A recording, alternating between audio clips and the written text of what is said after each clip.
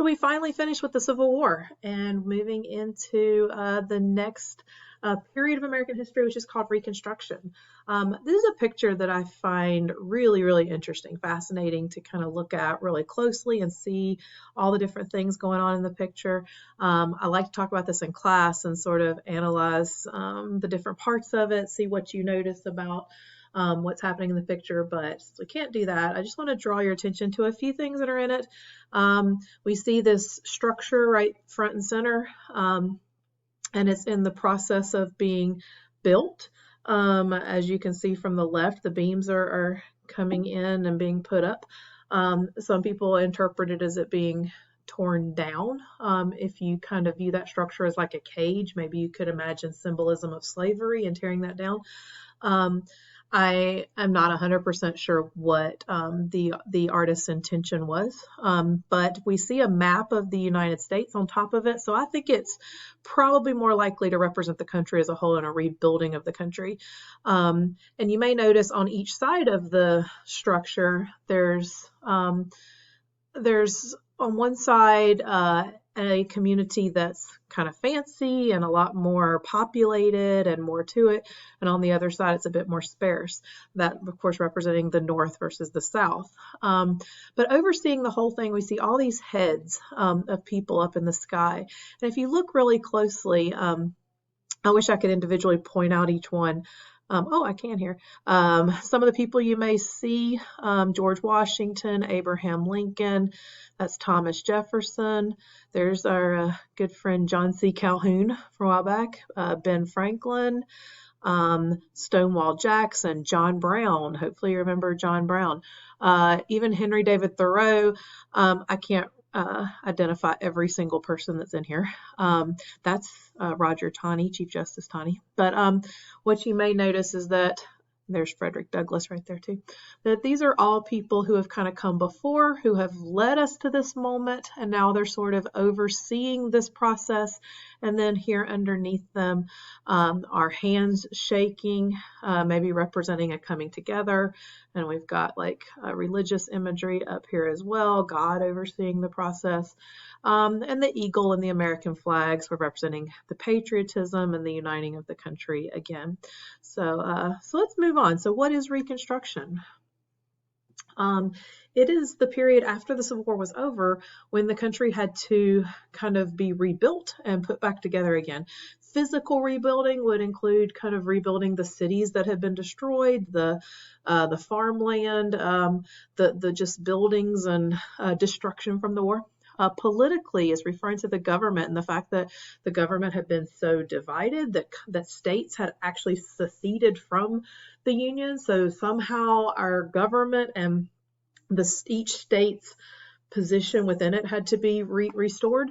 And socially, the people and many of the issues that related to people, whether it be slaves being free or sort of the animosity that existed between different regions of people. So all of that needs to be rebuilt, restored after the war.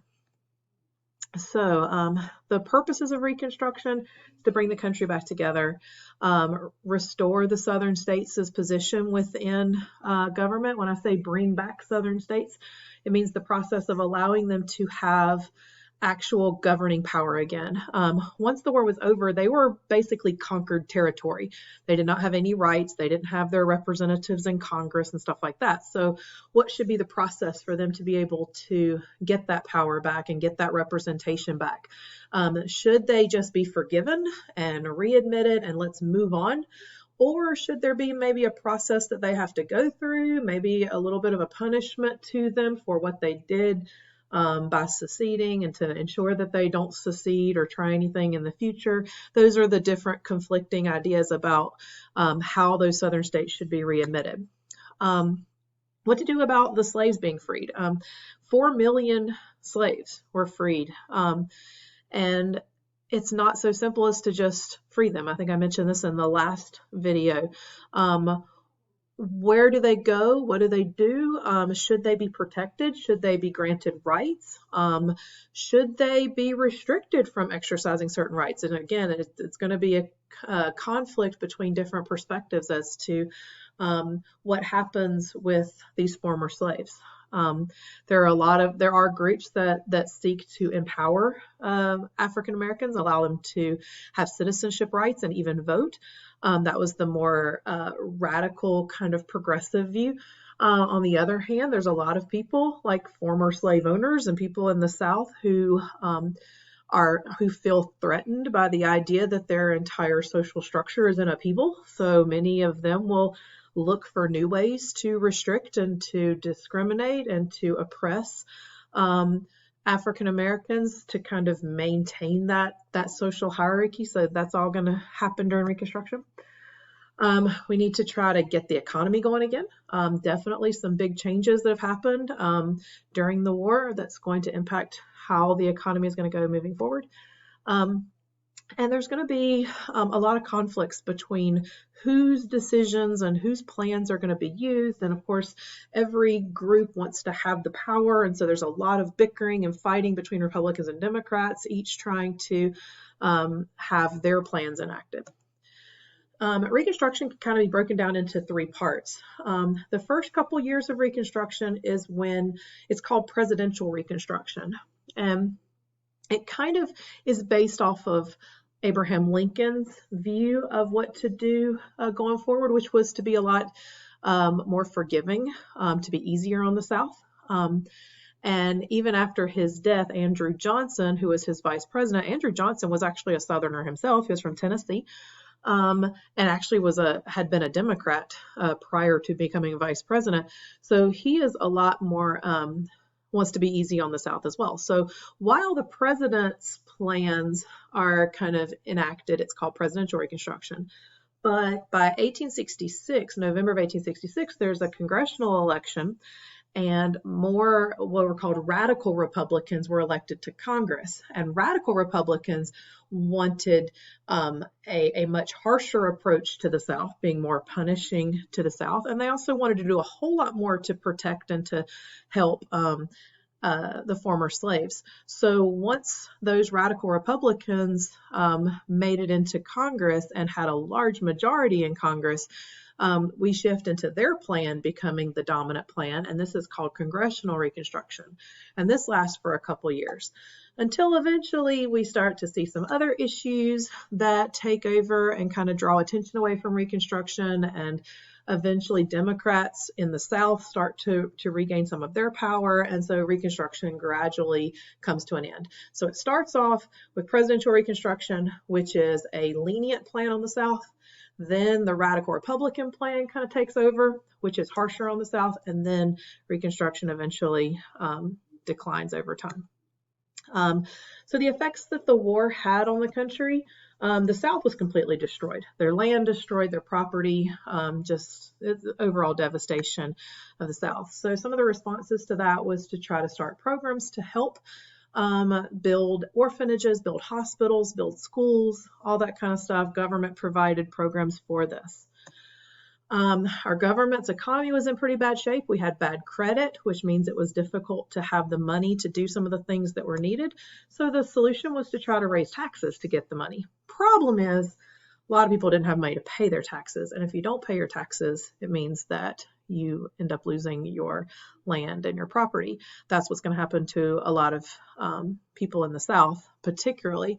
And another political problem or not really problem, but political thing that happens is that we have a Republican Party that's pretty strong during this time and pretty big, but it's not unified. There's a lot of different people that called themselves Republicans, but they all have very different backgrounds and different goals that they want to achieve. So there are groups of people called carpetbaggers. There's another group of people called scalawags, and then there are African Americans who also identified with the Republican Party. So going over what those first two are, because they're kind of strange words that you definitely should know. These are important vocabulary from this unit. A carpetbagger, they're named this because a carpetbag is like a suitcase. So a carpetbagger is someone who is a Republican from up north, who recognize that the South is in pretty bad shape. The people are poor. The taxes have been raised on them, so they can't pay their taxes, and they're likely going to lose their farms. And so they pack up and they head down south because they see an opportunity to make money for themselves. That they can go find Southerners who are about to be foreclosed, about to lose their homes, and they go to them and say, give them an offer to buy their land from them. It's kind of hard to refuse an offer if you're going to lose your land anyway. Of course, they're not going to offer what the land is actually worth. They're going to buy the land for cheap, hold on to it for a few years, let it appreciate in value, and then resell it and make money off of it. So these are kind of opportunists. Carpetbaggers were Northerners who went to the South to try to take advantage of their situation and make money off of them. Now, a scalawag, you probably have heard the phrase before. A scalawag is not a pleasant term. It is a term that was used by Southerners to describe other Southerners who have kind of abandoned the old states' rights Democratic Party and have joined up with the Republicans because that's where the power is. During Reconstruction, the Republicans were the ones that were kind of running the show and running government.